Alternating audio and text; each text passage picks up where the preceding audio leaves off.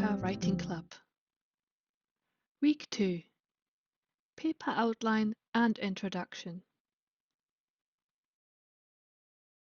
In this session, we're going to have a look at the article design canvas and how you can use that to plan your paper. Then we'll be looking at what actually goes into the introduction, and we'll be looking at some examples. There's 30 minutes of writing time built into this presentation. If you don't have the time right now, you can just skip that part. Then we'll be looking at some top tips, and there's a challenge of the week if you would like to take part.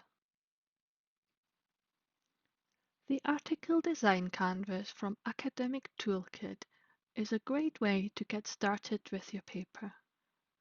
And here I'm going to show you how the different parts of the Article Design Canvas link to your paper. First, we have these three boxes: Others Research, Observations and Arguments, and This Research. And all three of these make up your introduction. We then have Research Design and Theory, and these two parts will form part of your methodology and/or method section of your journal paper. This is then followed by Findings or Results and a discussion. And these two boxes will have the same name in your paper. You only might have to decide if you want to report the results and discussion separately or if you would like to combine them. These last three boxes don't have an equivalent within your paper. However, they do relate to or input into different parts of your paper. So it's worthwhile having a think about what you would put in these boxes and to which parts of your paper they refer to. So looking at the three boxes from the Article Design Canvas, we have Others Research, which will mostly relates to the body of literature that you have read and which parts are relevant. And does each literature support or motivate your research? Then we have Observations and Arguments. So what issues or themes are evident from your reading? And what gaps or problems exist or have you identified? Then what are the risks of not doing your research, or what costs are associated to gaps within the research, or what problems have been unsolved? Then looking at this research, which is relating to your actual research, then shows, what is the research question? What are you trying to do? What are the benefits of that? And what value does your research question add? Thinking about this slightly differently, the key questions you want to answer in an introduction are: why are you doing this work? Why are you doing it now? Or why is it relevant now? What is new? And how do you know that this is new? Now make sure you set the scene and that you write for the right audience. So who do you want to read this work? When thinking about your introduction, you want to have the wider context covered, but you also want to focus on your research. And you can do that within the first few sentences of your introduction, where you set the scene. So make sure the reader knows very early on why your work is important and what bigger problem you're trying to solve before you go into more detail about your actual research. We are now going to be looking at a couple of examples. And the examples I've selected are all published open access journal papers. And I will link to the actual papers below, so you can have a read of those papers if you would like to. However, within this session, I'm only going to focus on each part of the paper that is relevant to the session and to the part of the paper you are writing. So first up, we have this paper from Qualitative Health Research called Researching Healthcare as a Meaningful Practice Toward a Non-Dualistic View on Evidence for Qualitative Research. And they open their paper with a sentence showing the endeavor in healthcare should always be to base decisions and actions on the best possible evidence, So you can see here they have this big, broad statement, and then later on they're going to say how their research will help us answer this big question.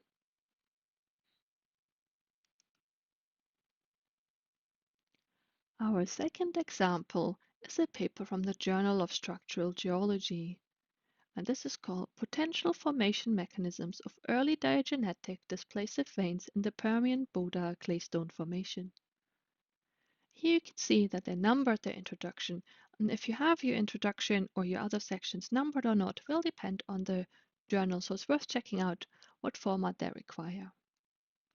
You can see here that they start their paper again with a broad overview saying, so national screening of geological formations has revealed that the late Permian Boda Claystone Formation is a potential host rock for the deep geological repository of high-level radioactive waste in Hungary. So we now know where we are. We're in Hungary. We're dealing with this big problem, where to store radioactive waste. And then further on, they will then tell us why it's important and what they're going to do to help answer this question. Our third example is a little bit different. It's from the Journal of Hellenic Studies. It looks at the paper called Athena Parthenos in Liverpool. This paper starts without any introduction in the sense of headers, so it goes straight into the text. And it says, the collections of the Garstang Museum at the University of Liverpool include a terracotta figurine with the attributes of the renowned statue of Athena Parthenos, which has the accession number C519, and it refers to figure 1. So you can see here the introduction is a little bit different. We don't know why we're looking at this terracotta figurine. We do find out about that a little bit later on within this quite short introduction. Okay, now it is over to you. Once I stop with this little explanation, you will have 30 minutes of this slide accompanied by music. If you don't want to write right now, just skip forward to the top tips. However, if you are ready to write right now and start with your introduction, then I would like you to first think about your target audience. Who are you writing for? What journal are you targeting? And who reads that journal? Or make sure that you do keep them in mind when you set the scene. Make sure to tell the reader why your research is important. And why are you doing it now? Why is it relevant? Why is it timely? Also make sure to include what's new about your research. Maybe it's a new approach, maybe a new methodology, maybe a new method. And make sure to include how you know that this is a new approach. Okay, and with that, it's over to you for 30 minutes of focused writing time. You will get a 5-minute warning, and then I will hopefully see you back here in 30 minutes for the top tips and a weekly challenge. However, if you're not ready to write right now, please feel free to skip forward and just watch the top tips and the weekly challenge and write in your own time.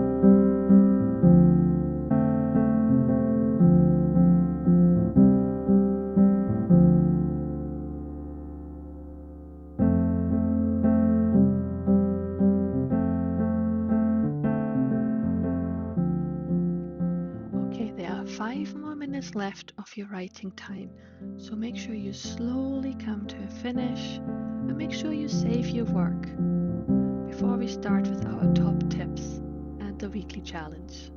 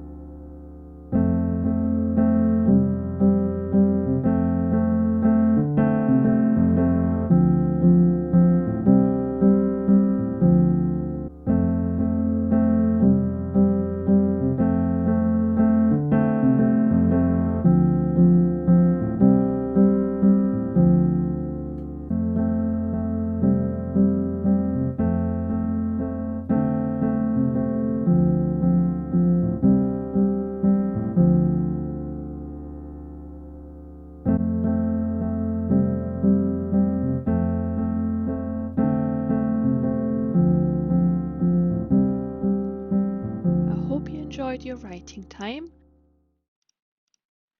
But before we finish with today's session, I just wanted to share a couple of top tips to keep in mind. A key point is to remember your audience. Who are you writing for? Who would you like to read your paper? And make sure that it is relevant to them. That might mean you have to use slightly different words. Maybe you have to introduce the topic slightly different. This might depend if you're having a readership that is aware of your field, maybe from the same field, or maybe you would like to talk to people from a different field, for example, policymakers or researchers that might be able to use some of your approaches in a different setting. Make sure you get to the point quickly in the introduction. So you want to start with these big statements. You can always elaborate on them a little bit later within your introduction, but you want to hook the reader from the start. If your introduction is a little bit longer than you would like it to be, or you just have a lot to try and talk about, you can use subheaders to guide the reader. So if you wanted to introduce different aspects of literature, or you wanted to introduce different sections, for example, then you can use subheaders to make sure the reader knows where they are within your introduction. This week, why not give the Pomodoro Technique a try? This means 25 minutes of focused time and then a 5-minute break. And after 4 of those sets, you can take a longer break. There are a whole range of apps available that can help you with your timing. If you want to adjust the time you want to focus on as well, that is no problem at all. Maybe you want to start with 10 minutes, or maybe you want to go longer and maybe try an hour. Please report back via the Journal Paper Writing Club on Mighty Networks. Well, thanks for joining me for this session as you look at how to write our introductions. Week 3, Methods versus Methodology, will be available next Wednesday, the 20th of January, and I hope you join me then. Feel free to check in via the Mighty Networks page and let us know how you're getting on with your paper.